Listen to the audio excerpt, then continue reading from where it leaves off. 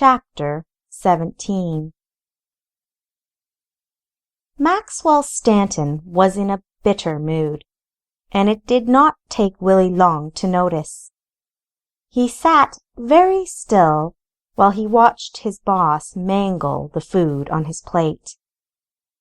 Usually 2 eggs Benedict with a side of hash browns and 4 strips of bacon was enough to coax the mayor out of any surly mood. Willie had already made 2 attempts to speak with Maxwell, and was rebuffed almost the instant he opened his mouth. The mayor was simply glaring across the room with what Willie considered to be the surliest expression imaginable.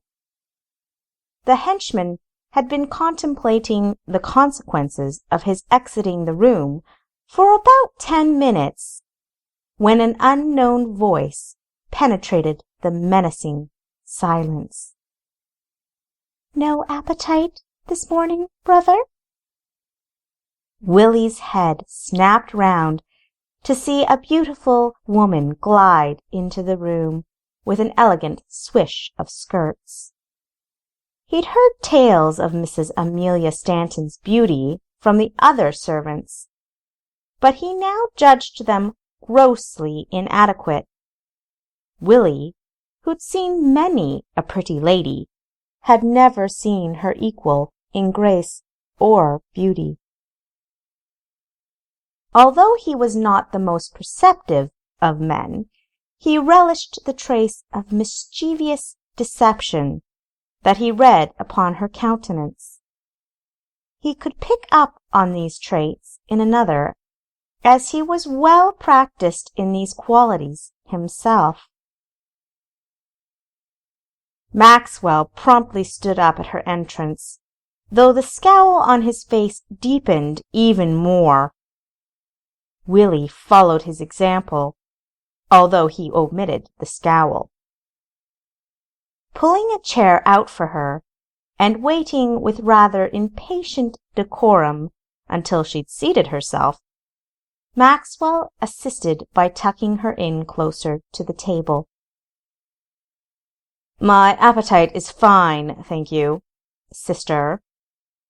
The mayor had hesitated on the last word, and when it finally came out, it oozed absolute rancor. "Willie, don't you have work to do? You've certainly eaten more than your fill." Willie bowed slightly, and reluctantly excused himself. He slowed at the exit to take one more look at the exquisite woman. "I will call you if you are needed again, Willie," Maxwell grated, instantly dismissing the man. And then abruptly turning to Amelia, "Shall I call for your—" He glanced at the ornate cuckoo clock on the wall. "Brunch?" Rising from his seat and turning toward the kitchen to notify the servant, Maxwell was surprised when Amelia's hand flew to his arm, halting his departure and gently guiding him back into his chair. "Maxwell, I hate pretenses," she began earnestly, ignoring any previous conversation. "I know you do not trust me, or even like me, for that matter, and I am not asking you to.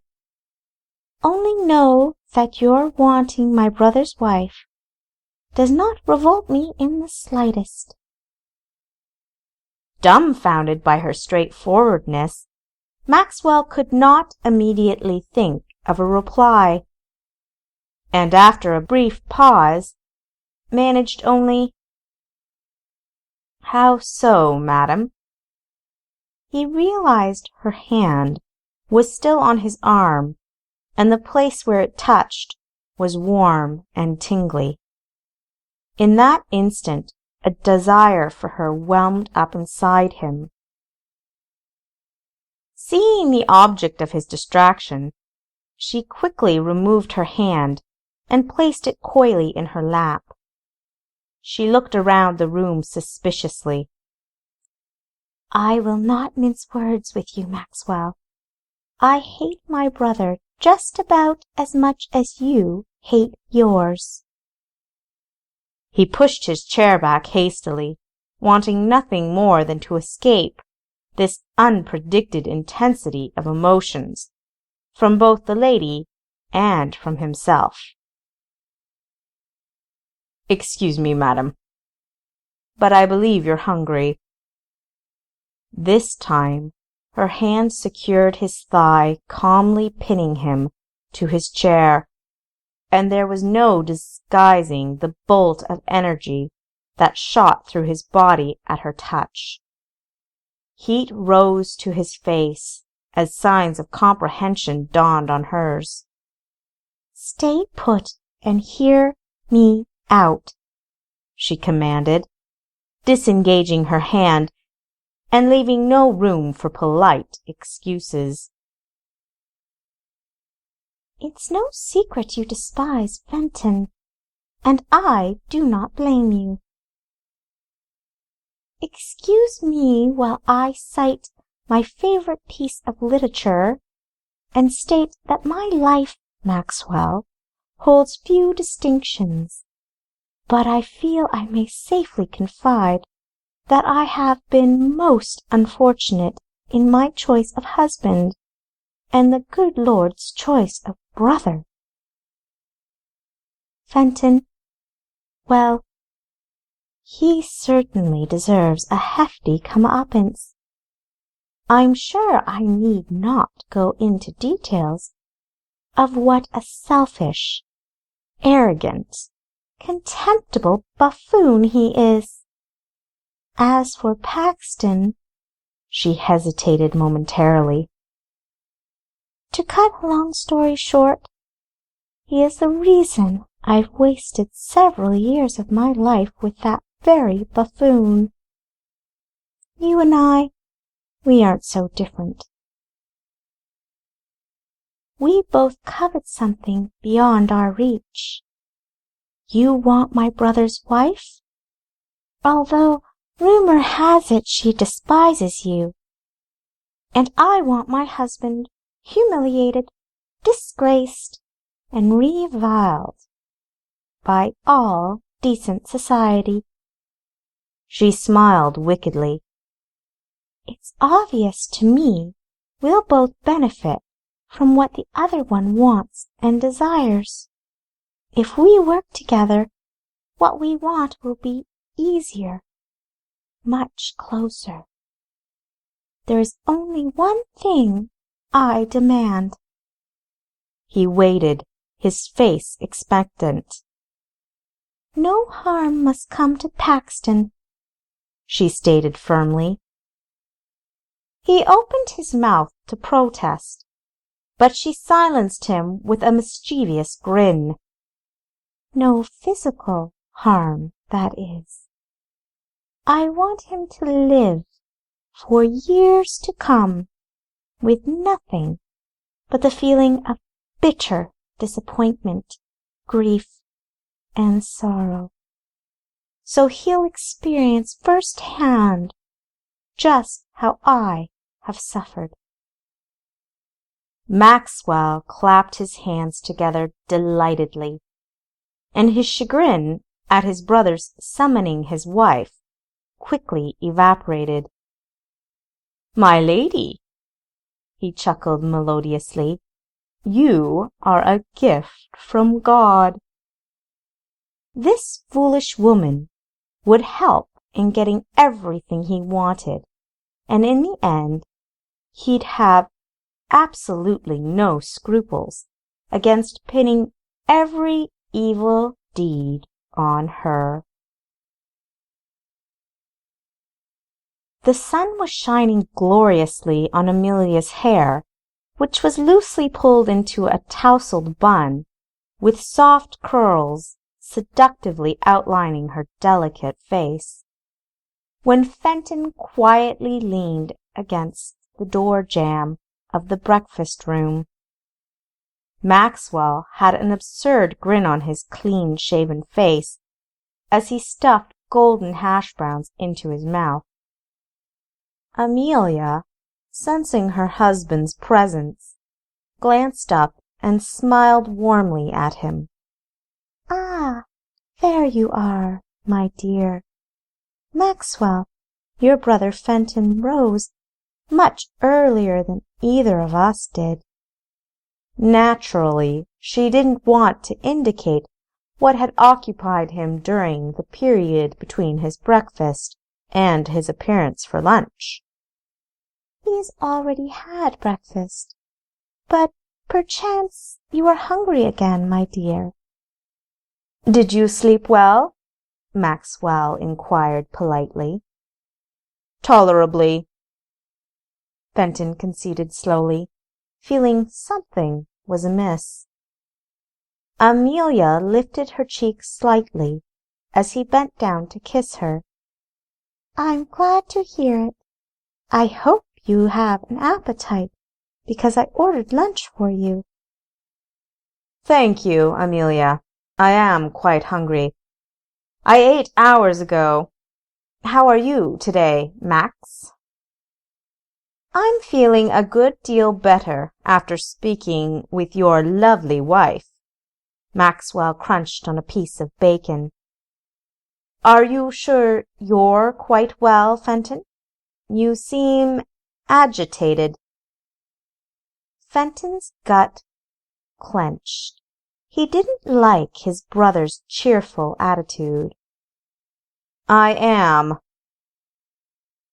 "If you are going to have a guest room, my dear brother, you should instruct your staff to make sure the bed has no lumps.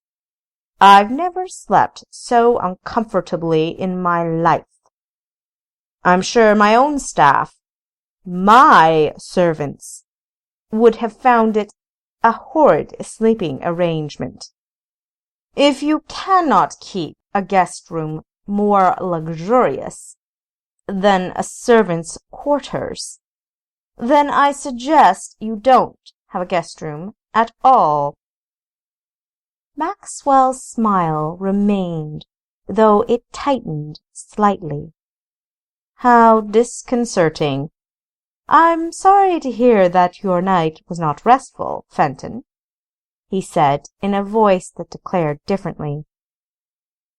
"You should have said as much when I first asked you." "I shall speak to my staff about it. Amelia, you must have slept in equal discomfort and were too polite to mention it."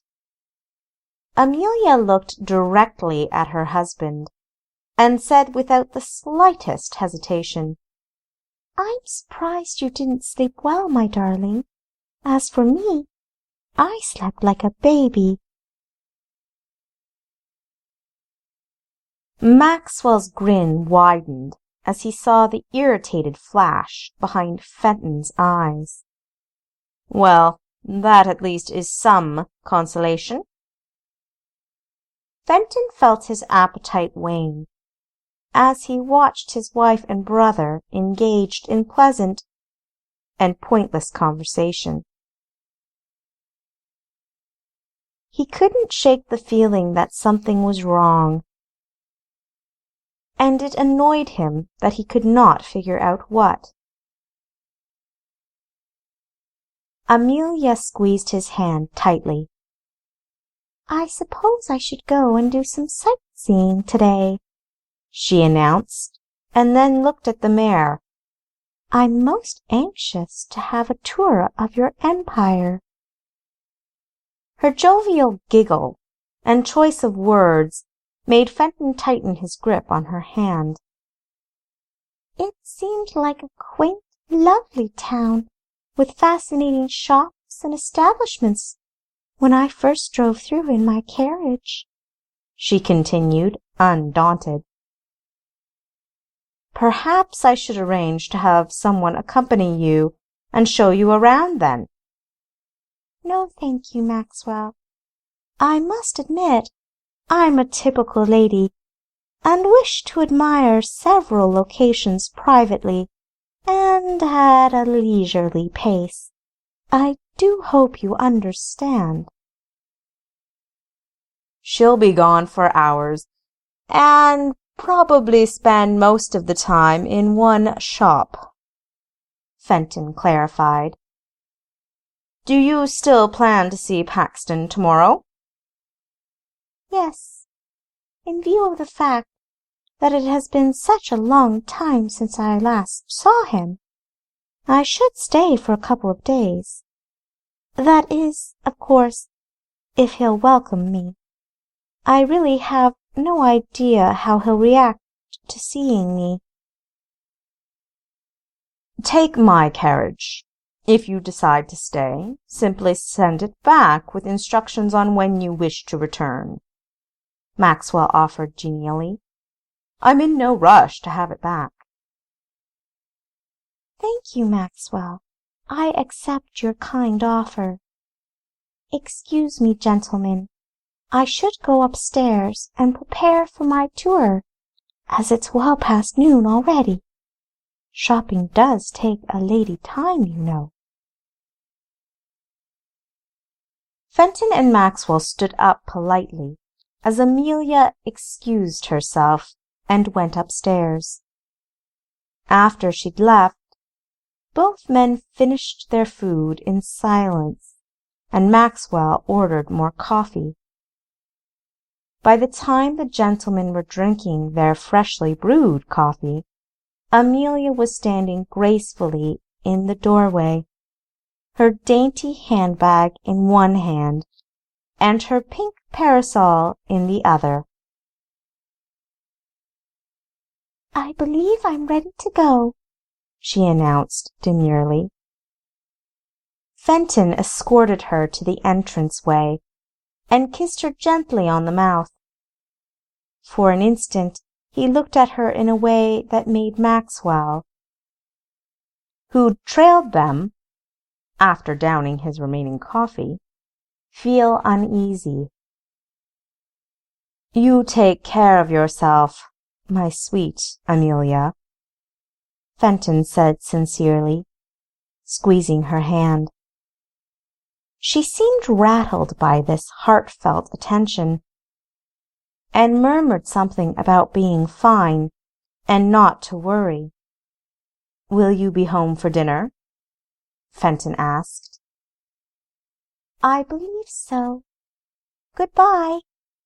With that, she descended the front stairs and traipsed up the street toward the town center.